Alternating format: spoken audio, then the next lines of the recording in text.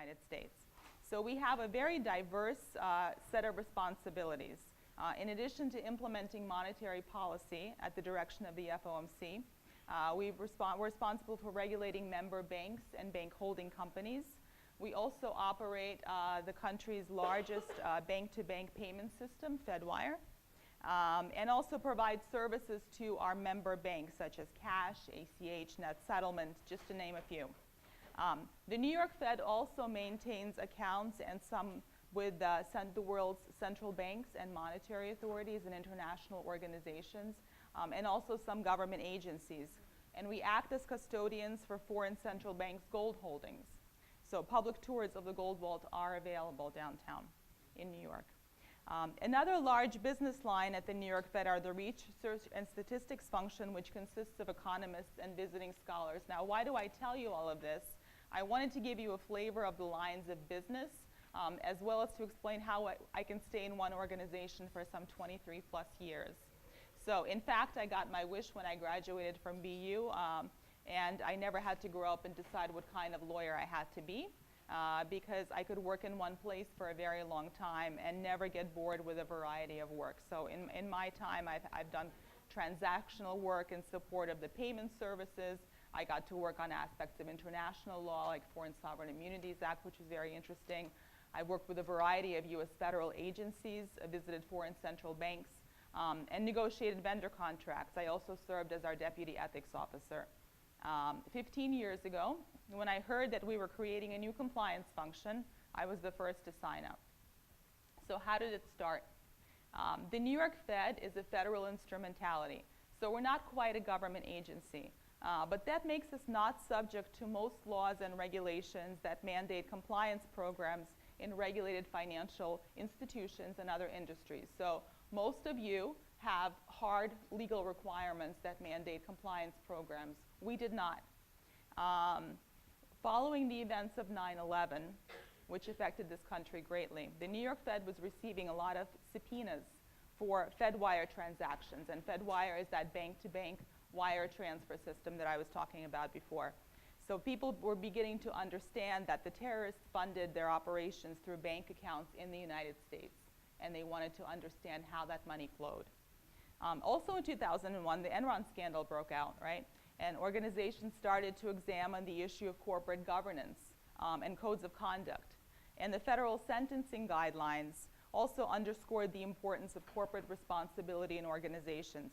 So the question was posed whether, in fact, despite the fact that we had no legislative requirement, whether we had a moral imperative to understand the nature of the payments that we were processing so that we could not be used as unwitting intermediaries to facilitate money laundering and terrorist financing.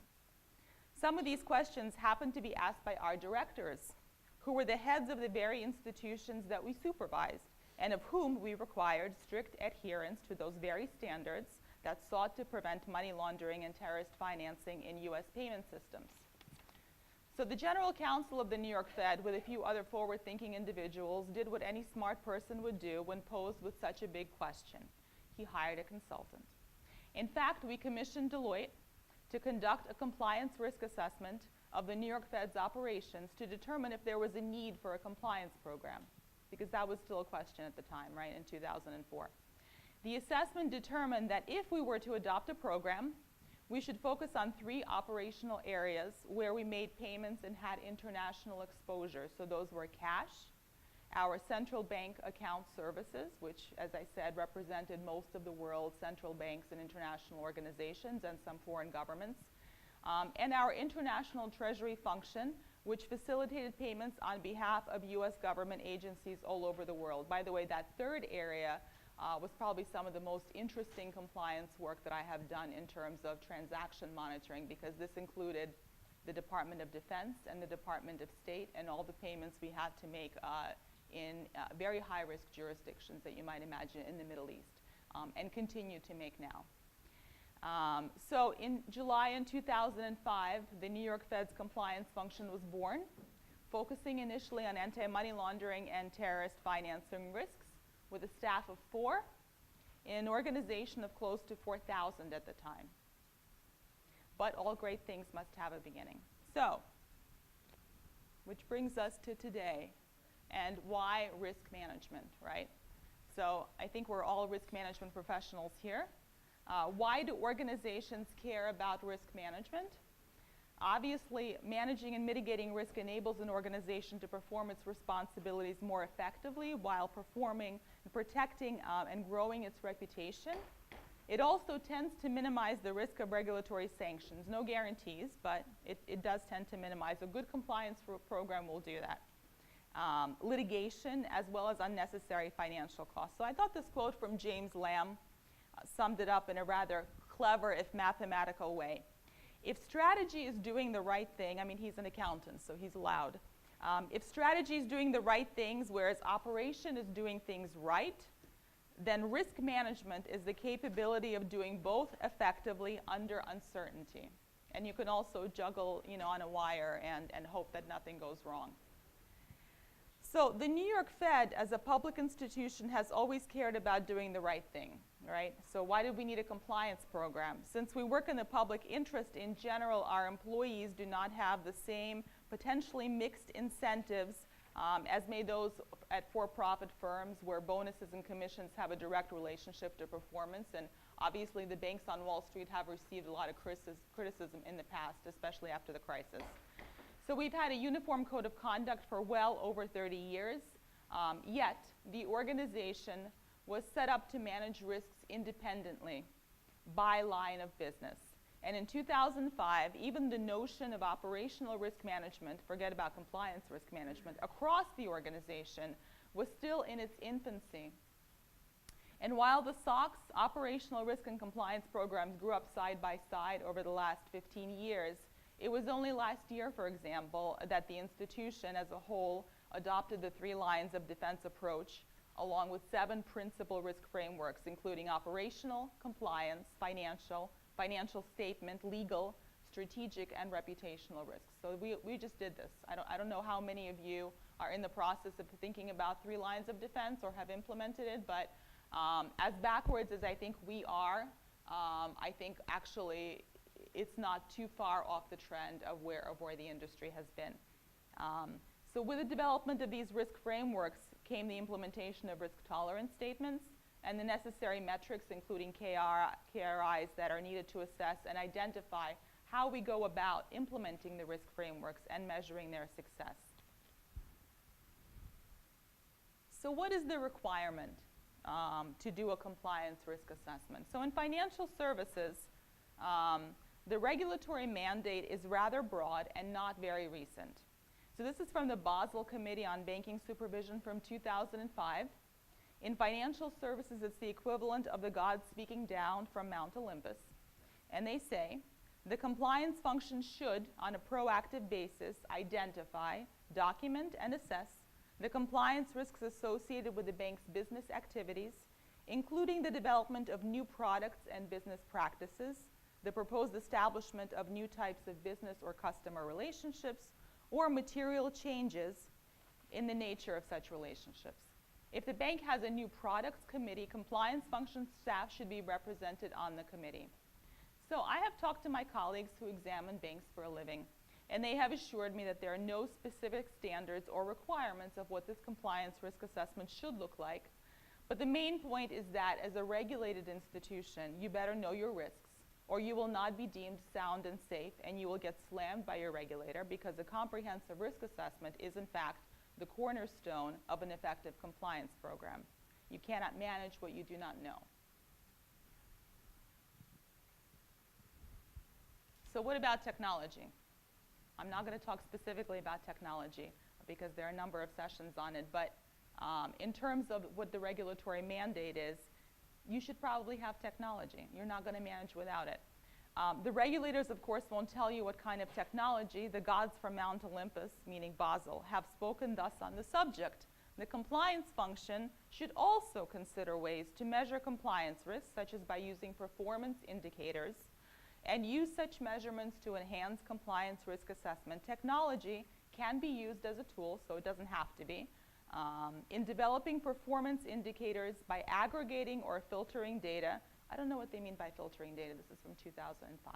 I do think they mean getting the right data that you need for the topic. But but data that may be indicative of potential compliance problems, such as, and then luckily they give us a few examples, increasing number of customer complaints, irregular trading activity, et cetera. So obviously there are a slew of GRC solutions on the market. If you're going to be implementing one or thinking of implementing a new one, choose wisely. I'm sure your colleagues will tell you numerous stories, but you know, having been through a few implementations and a few efforts at streamlining different types of risk assessments across the organization, it's a tremendous amount of work. And you want to make sure that whatever technology solution that you are able to adopt is workable for your institution. It's right-sized. You have set up the necessary governance within your organization so that people adopt it. People can in fact, make it part of their business process, and that it makes sense and gives you the right results, right? You don't want to end up with an automated solution that is not going to, you know, provide you with the results and the risk ratings that you think you should have based on your understanding of your business operations. So, no small undertaking. So what is compliance risk? So first, can I see by a show of hands how many compliance officers we have in the room? Okay, a few. Have you ever had the feeling that almost everything is a compliance risk? So I think because compliance can be used as a verb, there can be a tendency to interpret it very broadly. About 2 years into the development of our compliance program, after our small team of 5 to 6 people at that time was involved in projects ranging from AML to sanctions to building code compliance and also some immigration policy on the side and records retention, we decided that we did not have to single-handedly manage all risks in the organization and that there were in fact a variety of professionals, including colleagues in legal and HR, to name a few, who had and could continue to manage a variety of compliance responsibilities. So we decided that we would specifically delineate the compliance program managed by the central compliance function to 6 compliance programs, and they're AML and sanctions, ethics, fraud, sensitive data management, custody, and trading. And even with these, there was still some overlap with responsibilities with our colleagues in information security, corporate controllers responsible for the SOX program, and legal. So the Basel Committee on Banking Supervision defines compliance risk in terms of its effect. In other words, it's the risk of legal or regulatory sanctions, material financial loss, or loss to a reputation a bank may suffer as a result of its failure to comply with laws, regulations, rules, standards of conduct, or self-regulatory organization standards that are applicable to its banking activities. And they give a few examples of these laws, rules, and standards, right? Like standards of market conduct, conflict of interest, money laundering, tax compliance, consumer compliance, et cetera.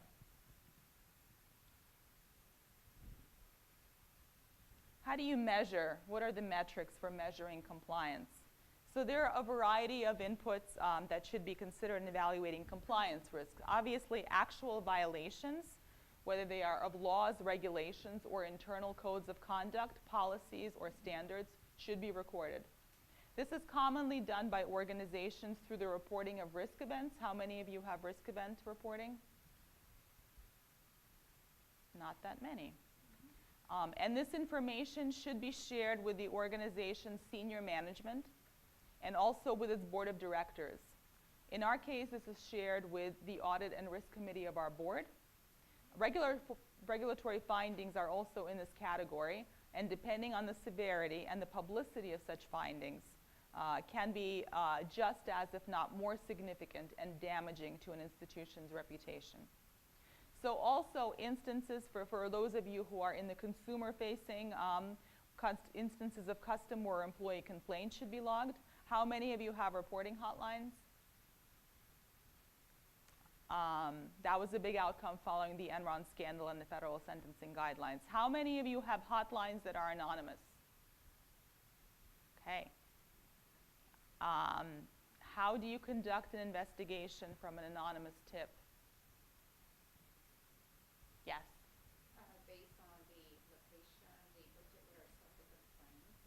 Even if the person is very, I would say, non-specific, you can determine more or less based on the business area, right? Yeah, it's a challenge. So some organizations have two different types of hotlines. One is anonymous and one is not anonymous, so they can actually actively follow up on the investigation. How many of you conduct QA on how hotline inquiries get responded? Okay, that's actually really important to do. You want to make sure it's working, and you want to make sure, especially in instances where in a lot of organizations outsource hotlines, you want to test that process. And you want to make sure that you're getting relevant and timely information from those inquiries and complaints. Do you analyze trends on the type of inquiries or complaints that you receive? Great compliance metric. Does this get communicated to management for resolution? Hopefully, right? What's the process for change in response to these complaints? If you set up tools to help you identify risks, and then you don't use those effectively, and you don't make sure that that information gets reported up to your board and senior management, your regulators are really going to come down very hard on you. So, you know, typical audit findings are when you set up processes, but you're not able to glean the benefits from those processes, because now you're in the know and you're going to be on the hook. So significant compliance investigations or findings, key audit and quality assurance findings that specifically evaluate compliance risk processes should also be logged and reported. And again, they should result in follow-ups and remediation. Key risk indicators. Who has KRIs? Okay. So these are the specific parameters that are developed that are viewed as early warning signs of a significant driver of risk. For example, I manage the compliance risk program for high-risk customers from an AML and sanctions perspective. So KRIs that we have developed include such things as the number of high-risk accounts opened in a given quarter, or the number of accounts with significant OFAC or AML violations. So those would be examples of KRIs. Risk tolerance statements, and we'll talk a little about those later, but they're currently used to establish the outer limits, usually predetermined outer limits, of an organization's tolerance of a particular amount of instance of risk or KRIs. So for example, no more than 2 instances of missed OFAC screening in a quarter per business area. That would be a risk tolerance. So employee and stakeholder culture surveys. How many of you are doing employee or stakeholder culture surveys? Okay, so we have done those for a number of years. To assess morale in the organization, but it also gives you insight into the organization's governance, management strength, and the employees' or stakeholders' sense of the organization's reputation, both in terms of the quality of the products and services that you offer, but also of your ethical culture, right? And you hear a lot about the culture of compliance, right? You need to have processes that actually implement the policies and standards. If it's not throughout the organization, you're going to have a hard time getting people to really do the right thing, right? You have to set the standard. Assessment of compliance program. So this is the extent to which the compliance program is able to achieve its programmatic objectives, including acceptance of the program and the necessary cooperation by the business line. So that's a great compliance metric. Organizations that are really serious about this will actually build into business area performance appraisals the extent to which managers adopt and implement relevant compliance standards and guidance from the centralized compliance function. Okay, so that's very, very telling. How well are they cooperating, and how well are they implementing the recommendations that are handed down by the compliance function? So how do we determine what are the appropriate risk metrics? So first of all, obviously, we need to understand which risks we are looking to mitigate, right? And then we need to ask if there are actually processes that will provide us with the relevant data. If these don't exist, we may need to create them. And then finally, we need to establish a risk tolerance level with baseline metrics. So many organizations create a compliance risk register. And this determines what is your universe of compliance risks in scope, and should be an exercise taken in consultation with relevant stakeholders in the organization. So with your legal department, you should identify all applicable laws and regulations by industry or business line in which you engage. So by the way, most lawyers hate the notion of a risk assessment. Do you know why? You going to answer this question too? Yes, my boss is the legal counsel. Okay, why do lawyers hate risk assessments? Because they don't want to hear the bad news on how much we are not compliant. Yeah. So oftentimes, lawyers feel that risk assessments create a documentation trail for litigation, right? In our organization, my first, and I'm a lawyer, you know, but when I went into compliance, I call myself a reformed lawyer. I had to work with my colleagues, and the first thing we wanted to do in creating, because you know our consultants at the time said, well, you need to identify a list of laws and regulations that are applicable to you. And that's the million-dollar question at the Fed, because as a federal instrumentality, most laws and regulations that govern industry are not applicable to us. You know, we apply those laws to regulated institutions. We are exempt from those laws. We have a compliance program that is based on best practices and a moral imperative. The laws that we do comply with, we comply with the spirit of those laws. And we hate to create documentation that might suggest to any external party or potential litigant that we are actually holding ourselves subject to those regulations. So this is not an easy thing to do. If you're a regulated institution, it might be a little easier, but be careful. So even with our risk event reporting, legal reviews, any risk events reported relating to fraud or potential misconduct, because they are very concerned that a non-lawyer should put some conclusion about misconduct or illegal activity in a report that may then limit our ability to defend that position. So these things are, you know, as risk professionals, I think we understand the value of these things, but we also have to understand the challenge of collecting this type of information. So don't forget that in addition to your primary business line, organizations also have HR and other support functions, which also have applicable compliance standards, for example, for workplace management. Remember the building codes I mentioned before. You know, there's HIPAA, there's OSHA, there's privacy regulations. There's a whole bunch of stuff. So your compliance function, your HR function, areas such as EEOC, ombuds, corporate secretary will also help you identify internal codes of conduct and associated policies and procedures. You should then perform a good deal of benchmarking and identify common reputational risks and compliance risks and failures in your industry. I urge you strongly to do this.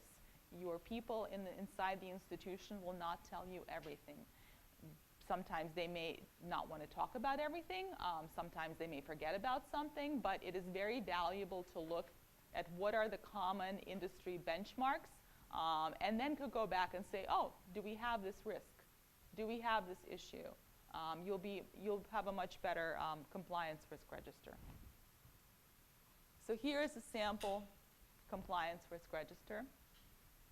You can see it's a fairly broad representation of the types of compliance risks you might have in your register. So, and it ranges from, you know, programmatic risks that you might have, something like a large initiative about like anti-money laundering, right, or sanctions program, or fraud and corruption, to tax issues, to privacy issues, labor and employment issues. I mean, really, you can see why there is a growing cost to compliance and a great need for organizations to employ sufficient compliance professionals. This is a sample. It takes a lot of people, and it takes a lot of analytical work to identify all of this. So how do we actually drill down and evaluate a risk? So this is an example in anti-money laundering. It's important, by the way, to develop a methodology that will enable you to have a comprehensive identification of risk drivers. How many of you have compliance risk assessment methodologies? Okay. So here we have a sampling of factors that are used to measure the extent of AML risk. And this little list, by the way, is what enables your risk assessment, to be set apart from more general ones. This is very specific, right? This will allow you to actually quantify, if you're able to identify the volume of activity, the complexity of the activity, the customer risk exposure. So customer risk is not relevant to all types of risk assessment. For money laundering, it is. Geography. So there are high-risk geographies. There are geographies that are subject to corruption. There are war-torn geographies. There are failed states. Our first exercise as a compliance function in Team of 4 was to create a geographic risk assessment that we did from scratch. It took us forever.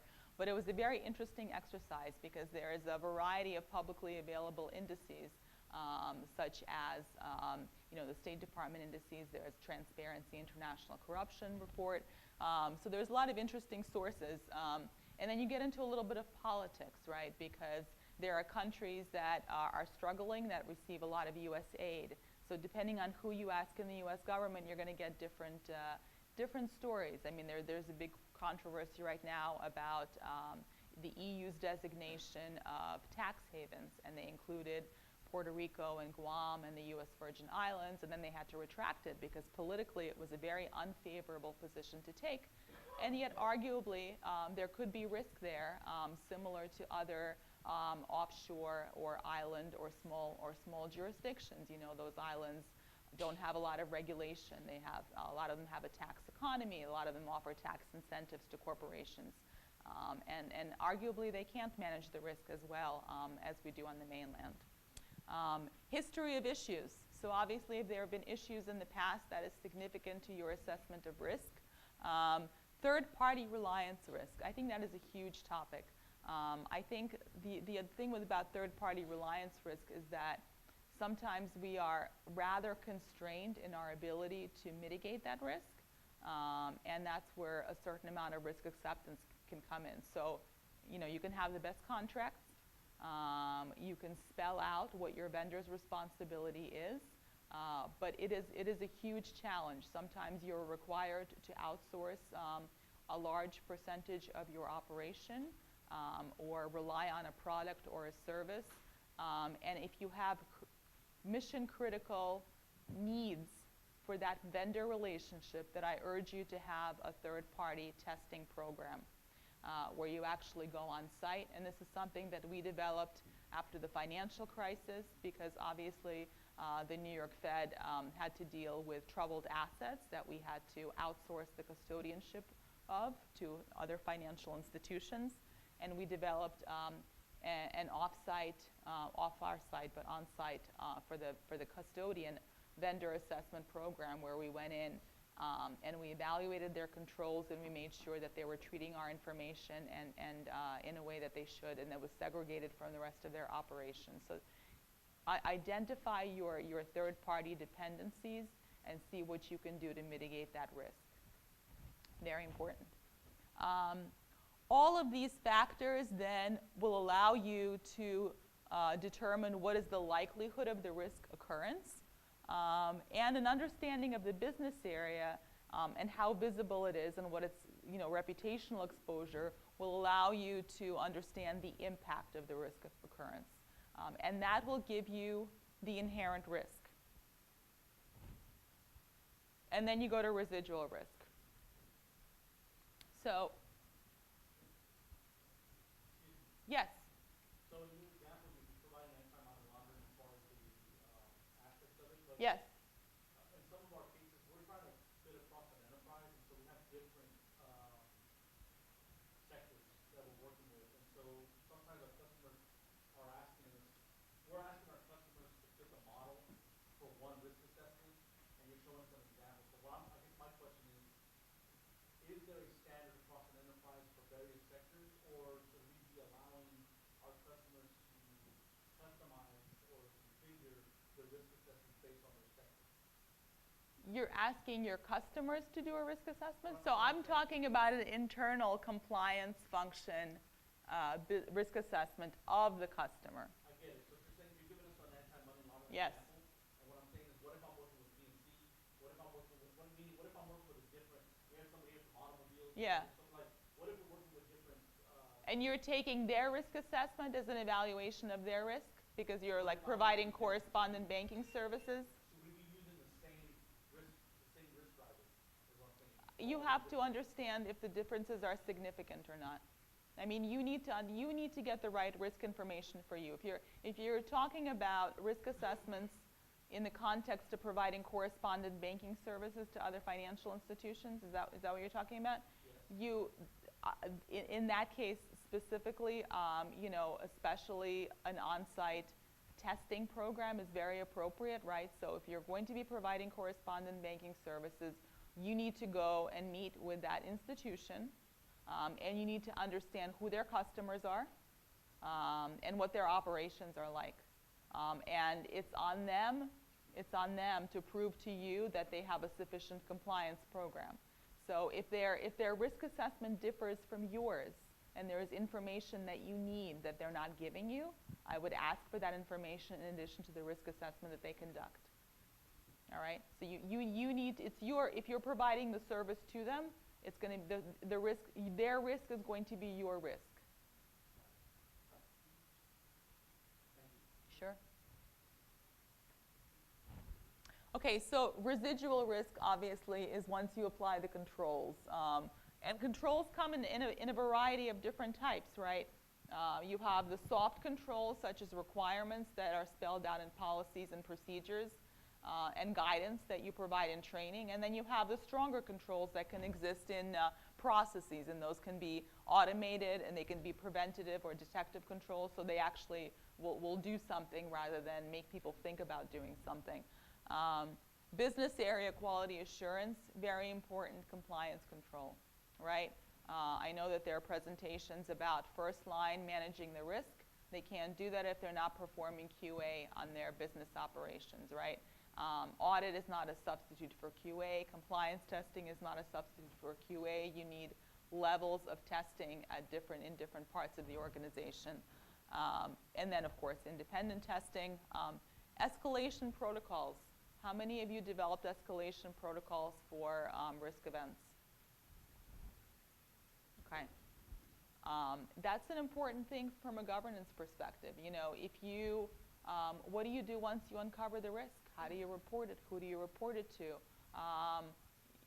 Do you let the customer know? I mean, depending on what the type of risk is, you have to think through about what your process is for incident management, escalation, investigation. Okay, that's an important aspect of your compliance program. And records management.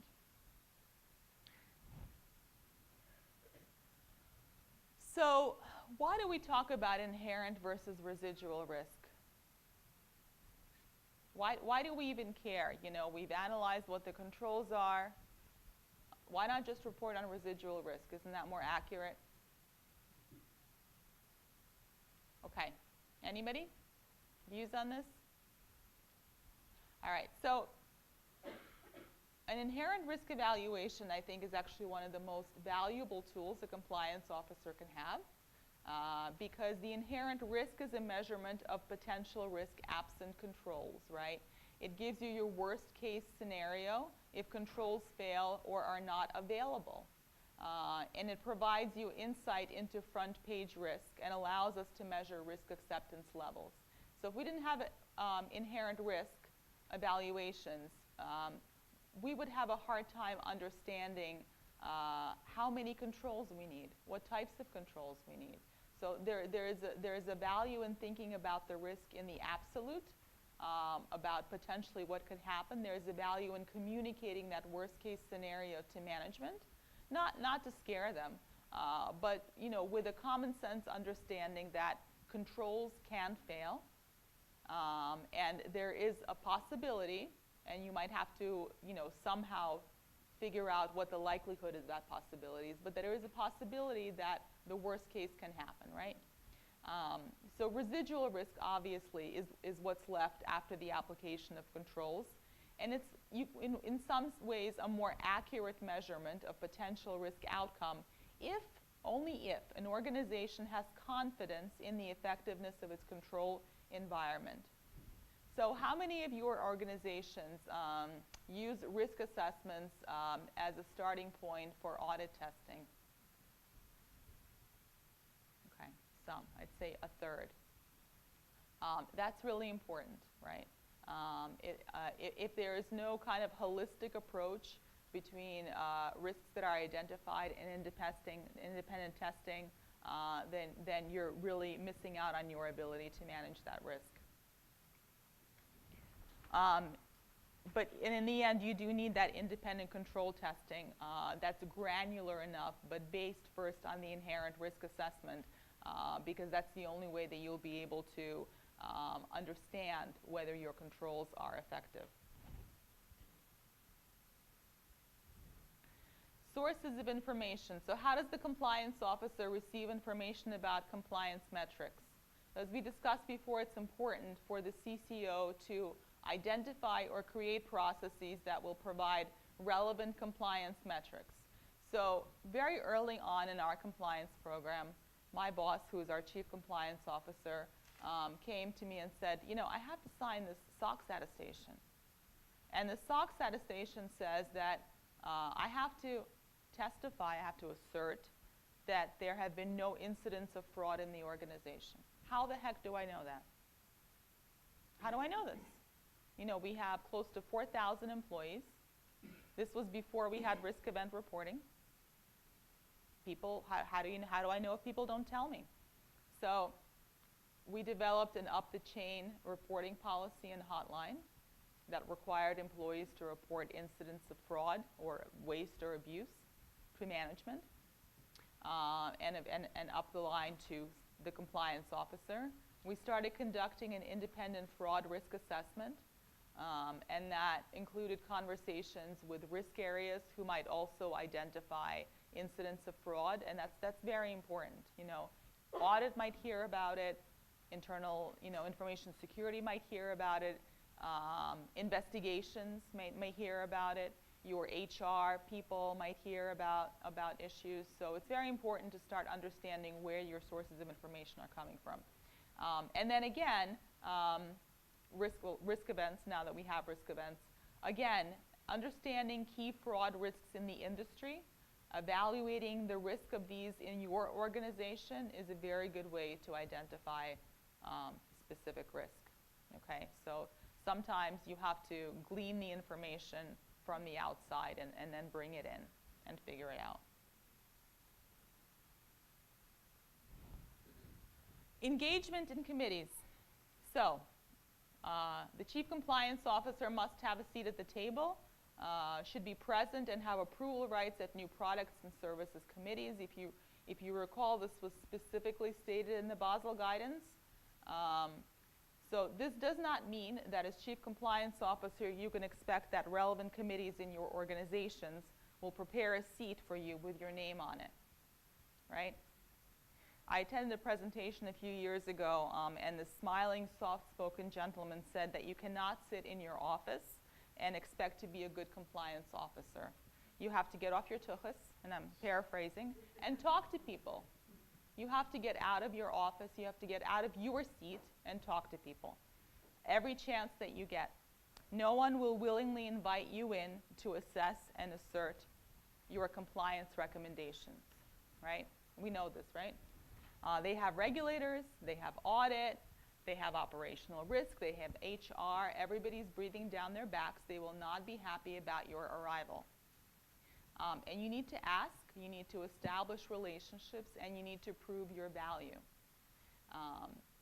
So the chief compliance officer should understand key operational risk metrics being reported across the organization and to senior management and the board. You should engage with other risk control areas. They should be your best friends. So at the New York Fed, we recently established risk control forums where the various risk control areas, such as compliance, operational risk, audit, information security, can share relevant risk information about business areas. How many of you have risk control forums? A few. It's a very valuable thing. It's quite useful to hear both what your risk colleagues are identifying as concerns and what the business areas are telling them about their business and how it may be differ from what they are telling you. This is also a way that relevant risk control stakeholders can be brought in on a particular issue or a meeting by their risk colleagues when the business area may have conveniently forgotten to invite them. It happens. It happens a lot, right? So if operational risk is brought in on something and they say, have you mentioned this to compliance? Or the other way around, it's quite effective. Risk tolerance. So the most recent guidance on compliance risk assessment comes by way of proposed guidance from 2017. It's still not in final. From the Federal Reserve System. Nimble, we are not. And focuses on the roles of management and the board of directors in guiding the development of and approval of the firm's strategy and in setting the types and levels of risks it is willing to take. So here's what they say. We say. The strategy and tolerance of risk should be clear and aligned and should also include a long-term perspective of risk and rewards that is consistent with the capacity of the firm's risk management framework. Not a lot of specific guidance for you guys, but I think what it shows is that we have matured in our approach of risk management, right? And beyond assessing it, we need to tie it to the firm's risk strategy. So I mentioned at the New York Fed, we have finally set up risk frameworks and risk tolerance statements.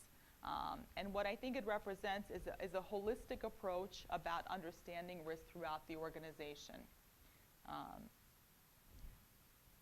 What is the value of these risk tolerance statements? Well, obviously they provide a measuring stick for assessing risk. And as I said, they do indicate a level of maturity of risk assessment in an organization. Because you're not just thinking about what the risk is, but how much risk is too much? You know, when you present to your board of directors, and this is a valuable metric to present to the board of directors, it provides context for understanding both the key risks and whether they are acceptable to the organization. That second piece of information is probably even more important to them than the actual risk. Everybody has risk, right? How much risk is too much risk? Have we decided what too much risk is, right? Have we thought about it in an analytical, thoughtful way? And can you tell us if we should be worried here? Because that's what they want to know. Your board needs to know if they need to worry. They are not as intimately familiar with your business as you are.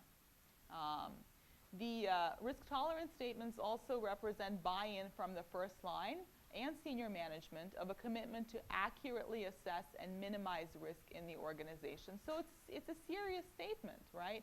It says we have determined what our risk is, and we have decided that these are the limits. That takes a lot of research, data, agreement. It shows corporate governance within an organization that is strong, right?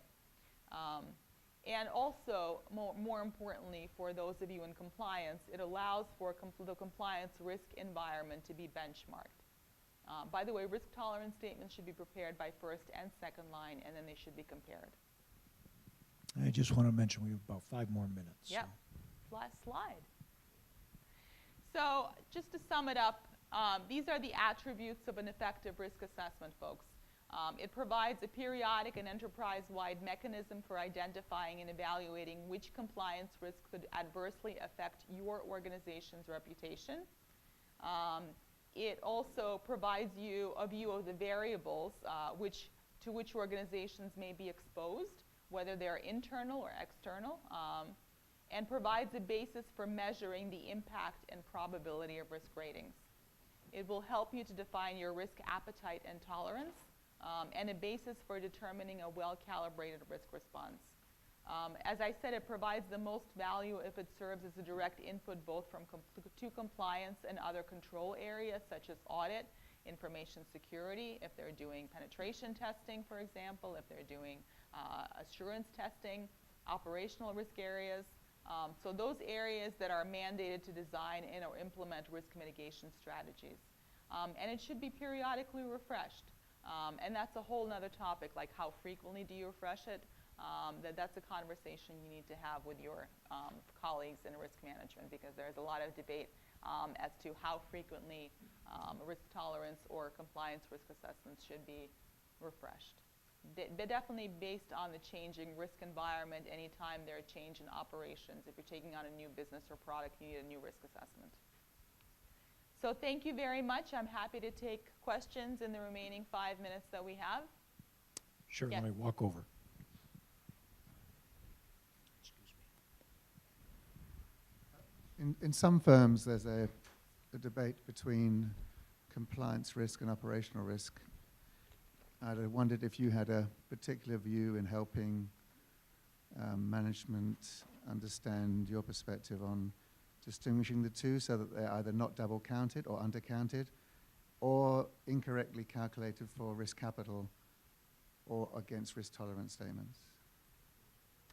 So, so you need both. So here's, when we first introduced the compliance risk assessment in our organization, one of the executive vice presidents called it a redundant process.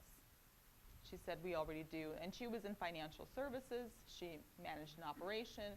We do operational risk assessment. Why do we need a compliance risk assessment on top of that? Isn't it the same thing? And yes and no. So how is it the same? It's the same because it forces the first line to look at their business process, which is the same business process for both evaluations. But then it requires different conclusions, right? And different outcomes. So for a compliance risk assessment, you know, I hate to tell you guys, but you need compliance people and you need legal people. To assess whether there is legal risk, you do not want to leave that to an operational analysis, right? It's very important. Now, the thing about kind of the parallels and the analysis is that you don't want to force the business areas to do multiple successive evaluations looking at the same business processes again and again and again. What do? You have to make an effort to streamline the risk assessments across the organization. And we've done this a few times. We're in an iteration of it now. But first of all, you want to, at the very least, come to the business line together at the same time and listen to them talk about their operations once and have both op risk and compliance people there so they don't have to then go on to the next people and tell the story again, right? If you can have one system for input of the risk data, again, that makes it easier. It's hard to tailor the analytics. Compliance risk analytics, for example, will want to aggregate the risks. For example, we aggregate ours by compliance program. I want to know the AML risk in the markets group. I don't want to know the AML risk in every underlying business process, right? I may drill down on that if I have an issue, but the reporting needs to be flexible enough to accommodate that. And then you need to be able to report to your board and to your management about the variety of different types of risks that you face. So you cannot report on compliance risk if you've only assessed operational risk, right? So that's how the conversation goes. But it's not an easy one, but worthwhile. Other questions? Okay, thank you very much for your time.